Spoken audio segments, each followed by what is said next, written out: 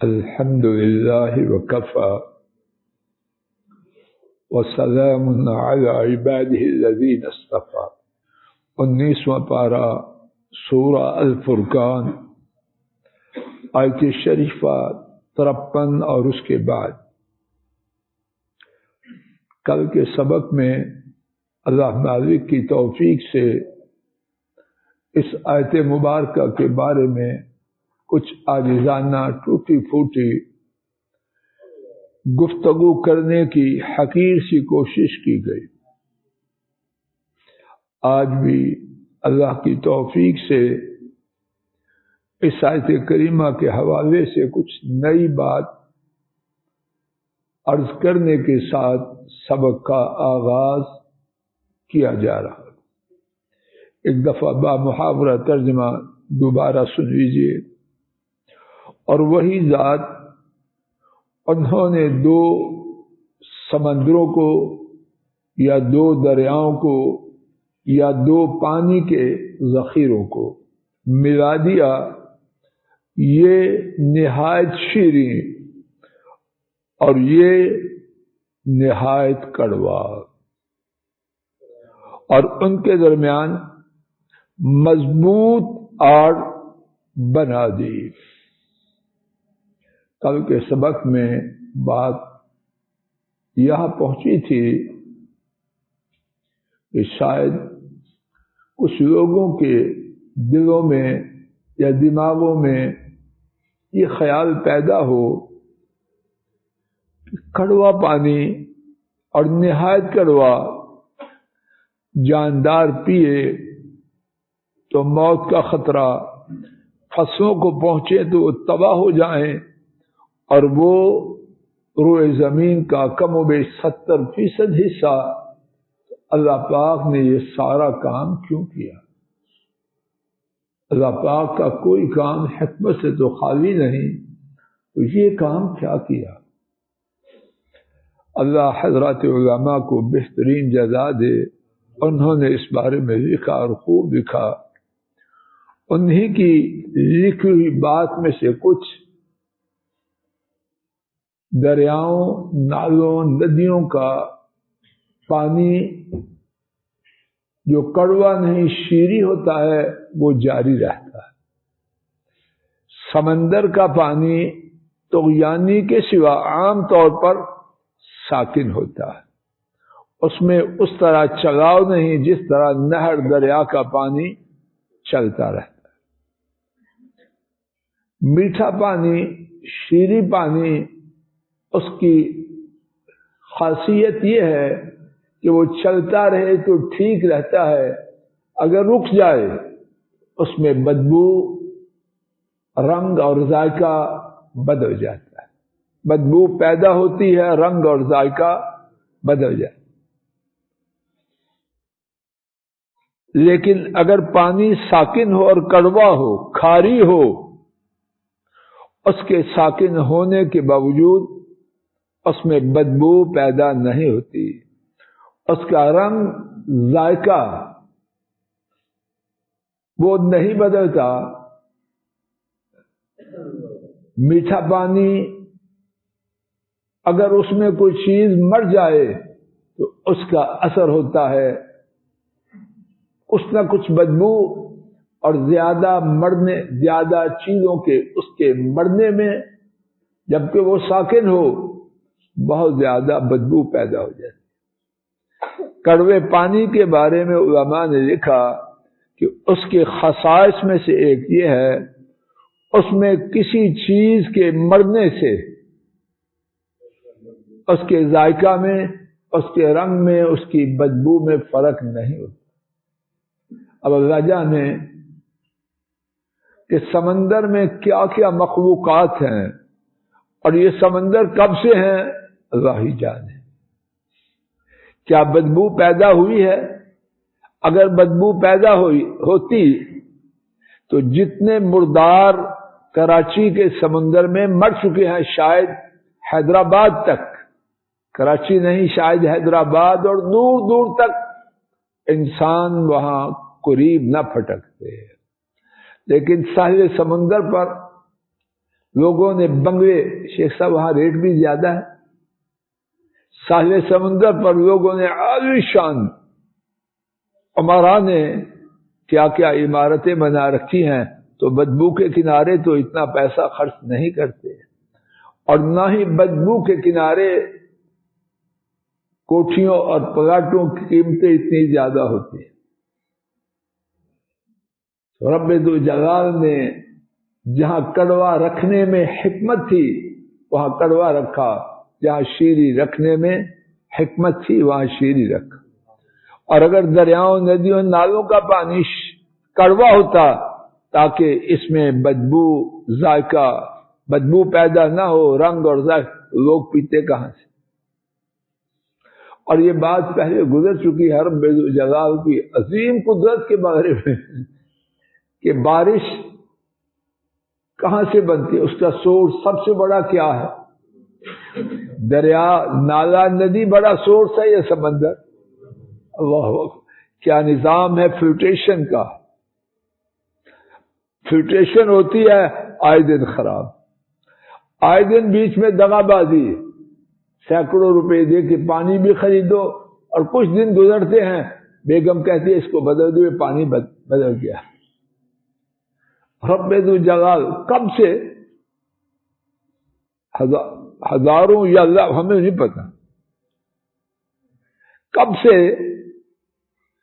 بخارات بن رہے ہیں، بارشیں ہو رہی ہیں، بارش کا پانی کمال عمدہ، اور سمندر کا پانی جہاں سے یہ بارش کا پانی بنا وہ انتہائی کڑوا۔ علاوہ جی علماء نے لکھا بھی اور سمندر کو جاننے والے بیان بھی کرتے ہیں کہ اور کچھ نہ کچھ لوگ عام بھی جانتے ہیں، سمندروں کے فوائد کچھ کم نہیں۔ ان فوائد میں سے ایک آبی ٹرانسپورٹیشن، وہ کہاں سے ہوتی ہے؟ ندی نالوں میں ہوتی ہے۔ میرے سامنے تاجر لوگ بیٹھے ہیں، بائی ایئر اور بائی روڈ جو ٹرانسپورٹیشن کا خرچہ ہے، کیا آبی وسائل کا خرچہ اس سے کم نہیں؟ بہت کم ہے۔ شیخ صاحب کہتے ہیں بہت کم ہے۔ تو اللہ پاک نے وسائل کے ایک جگہ سے دوسرے، اور اللہ پاک نے کائنات بنائی ایسی ہے، کہیں کچھ ہے کہیں کچھ ہے، کہیں وہ چیز بعض علاقوں میں دیکھا گیا ہے وہاں ڈنگر حیوانات سیب کھاتے ہیں، اور بعض علاقوں میں سے اب سینکڑوں روپے کلو ہے، اور وہ بھی خاص موسم میں تازہ، باقی موسموں میں سٹور کا، اور وہاں دیکھا گیا حیوانات آ کے سیبوں کو کھاتے ہیں اتنی کثرت سے۔ تو اللہ پاک نے یہ جو کائنات کی تقسیم کی ہے، کہیں کچھ کہیں کچھ، اگر یہ سب کچھ بائی ایئر نقل کرتے یا بائی روڈ کرتے تو کتنے زیادہ اخراجات بڑھ جاتے۔ ایک اور فائدہ سمندر کا، سمندر میں اللہ پاک نے بہت خوراک رکھی ہے۔ بعض لوگ، سارے نہیں، بعض لوگ سمندر کی مچھلی کتنی پسند کرتے ہیں، شوقین لوگ کہاں کہاں سے سمندری مچھلی ہے، اور یہ ہے، یہ وہ، اس کے فضائل بیان کرتے ہیں۔ اور کیا کچھ ہے سمندر میں کھانے والا، جو لوگ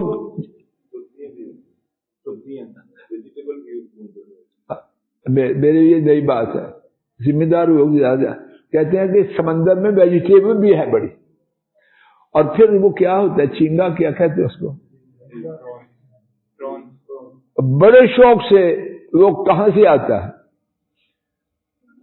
ایک اور تیسری بات جو پہلے ذکر کی ہے، یہ بارش کا منبع ہے، سورس ہے۔ چوتھی بات، سمندر میں رب ذو جلال نے خزانے رکھے۔ یہ جو بلیک گولڈ ہے یہ کہاں سے آتا ہے؟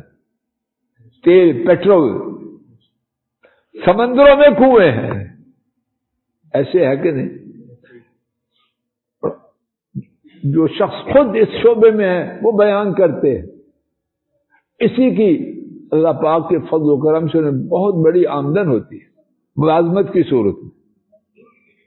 بڑی تنہائیں ہیں کہ وہ سمندر میں ریسرچ کر کے تیل کے کنویں نکالتے ہیں. اور اس میں کیا سمندر میں زیورات ہیں، وہ جو سمندر سے نکلتے ہیں کیا ان کو کہتے ہیں جواہرات، یہ کیا کہتے ہیں موتی. اس کی قیمت کتنی زیادہ. تو سمندر اللہ پاک نے بیکار نہیں بنایا، بڑے فوائد ہیں اس کے، اور ان سارے فوائد کا احاطہ اللہ ہی کر سکتے.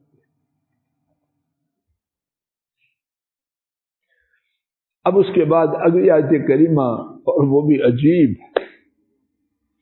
ہم سمندر کی بات کر کر کے میں اپنی بات کرتا ہوں، کم معلومات اور عجیب عجیب باتیں. اب دوسری صورت دیکھیے جو روز ہمارے سامنے ہے لیکن توجہ نہیں کرتی. وہاں کی دو پانی یکجا ہیں. یکجا یہی ہوتا ہے نا، ایک جگہ میں جڑے ہوئے ہیں لیکن ایک دوسرے پر کچھ اثر نہیں ڈالتا. اب مثال ہو رہی ہے دو پانی جدا جدا، کوئی کہیں کا کہیں کہیں کا، ان میں ملتے ہیں اور کیا ملتا ہے ایک ایک قطرہ. تو کیا بنتا ہے یہ اتنا لمبا چوڑا تیز ترار خوبصورت یا بدصورت انسان بنتا ہے. یہ دو پانیوں کے ملنے سے بنا یا کس سے بنا؟ یونس صاحب اکٹھے تھے وہ تو کہاں سے آیا؟ جیلم ہے اس کے سسرال، اس کے سسرال کراچی میں ہے اور کئی یورپ میں بیٹھے ہیں، کئی یو ایس اے میں بیٹھے. دو جدا جدا پانی جدا جدا جگہوں میں اور جدا جدا نسلوں سے وہ ملے تو کیا ہوا؟ حضرت انسان آ گئی. جہاں اللہ نے چاہا اکٹھے ہونے کے باوجود ایک دوسرے پہ اثر انداز نہ کیا، اور جہاں اللہ نے چاہا جدا جدا نسلوں سے، کنبوں سے، گھرانوں سے، جدا جدا رنگوں والے، اور کتنی دفعہ جدا جدا زبانوں والے، کوئی چپی ناک والا، کوئی لمبی ناک، ہر چیز جدا. لیکن اللہ پاک نے ایسی صورت بنائی کہ صرف دو قطرے ملنے سے اتنا تیز ترار، ہوشیار، چالاک اور پھنے خاں یا مسلمان انسان بنائے. اب دیکھیے وہی وَهُوَ الَّذِي خَلَقَ مِنَ الْمَاءِ بَشَرًا. الفاظ شریفہ کے معنی کیجئے ترجمہ ڈاکٹر سلمان جی. اور وہی، کوئی نہیں، اور وہی پانی سے پیدا کرتے ہیں بشر، انسان. بشر کو بشر کیوں کہتے ہیں؟ بعض علماء نے لکھا کہ باقی چیزیں ان کے جسم پر بال ہوتے ہیں، انسان کا جسم بالوں سے خالی ہے، بعد میں آ جاتے ہیں. واللہ عالم، یا کوئی اور سبب ہو.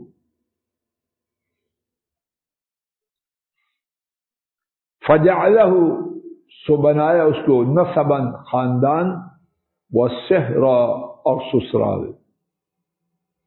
وکان ربک قدیرا، وکانا، اور ہمیشہ سے. ترجمہ پر غور کیجئے، عام طور پر کرتے ہیں اور آپ کے رب بہت قدرت والے ہیں. نہیں، اس سے اعلیٰ ترجمہ اللہ بہتر جانتا ہے. کیا ہے؟ وکانا. کانا کدھر گیا؟ اس کا بھی معنی ہے قرآن پاک میں ایک حرف بھی، ایک زیر زبر بھی بیکار نہیں. اور آپ کے رب ہمیشہ سے کیا ہے؟ کرو ترجمہ. پوری کمال قدرت والے. ہر چیز پر قدرت قدیرہ ہے، قادرہ نہیں ہے۔ اب با محاورہ ترجمہ سماعت فرمائیے۔ اور وہ ذات اور وہی ذات انہوں نے پانی سے بشر بنایا، سو اس کو بنایا خاندان اور سسرال، اور آپ کے رب ہمیشہ سے کمال قدرت والے ہیں۔ جیسے کہ عرض کیا پہلے تھی، دو ملے ہوئے پانیوں کا ایک دوسرے پر اثر نہ ہو، یہ مثال ہے دو جدا جدا دور دراز کے پانیوں کا صرف ایک ایک قطرہ ملنے سے حضرت انسان بنا دیا، اور پھر صرف انسان نہ بنایا۔ توجہ فرمائیے، انسان بس ہر سے آٹومیٹک نظام چل رہا نہیں، کہیں دو قطرے ملے بی بی جی آ گئے، کہیں دو قطرے ملے شہزادہ آ گیا۔ کس نے یہ تقسیم کی ہے کسی کا اس میں دخل؟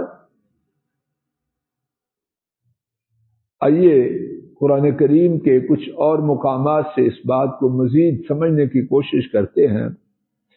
میرے ساتھ 29واں پارہ سورہ الدہر، اس کی آیت شریفہ نمبر 2 دیکھیے۔ انا خلقنا الانسان من نطفۃ امشاج، بے شک ہم نے بنایا، ہم نے دو دفعہ ہم ہے، انا میں بھی ہم کا معنی ہے خلقنا، شیخ صاحب اس میں بھی جمع متکلم کا صیغہ، اس میں بھی ہم ہے۔ یقیناً ہم نے بنایا انسان کو، تاکید کے لیے، زور کے لیے۔ بعض لوگ پیرا دیتا، اللہ تجھے ہدایت دے۔ اللہ دو دفعہ تاکید کے پہلے انا، یقیناً، پھر نا ہم نے، پھر خلقنا ہم نے۔ اللہ یقیناً بھی کہیں، دو دفعہ ہم نے بھی کہیں، اور تو کہے پیرا دیتا، فلاں دیتا ہوش کے ناخذے۔ تو سچا ہے یا رب ذو جلال سچے؟ امشاجن ملا جلا، اللہ اکبر۔ ایک قطرے سے کچھ بن سکتا ہے؟